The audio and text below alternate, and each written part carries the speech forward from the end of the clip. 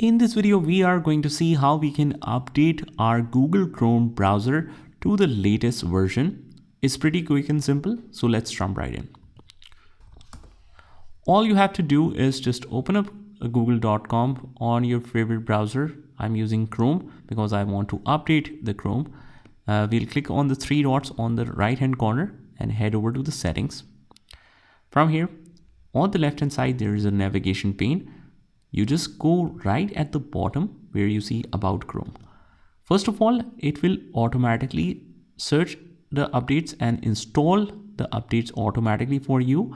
Once the updates are installed, you are required to relaunch the application. You click on that and it will relaunch just like so. And you should see this message, Chrome is up to date with the official build that it is upgraded to the latest version. So that is how we do it. I hope you found this video helpful, and if you did, hit the like button and subscribe to our channel, and I will see you in the next one.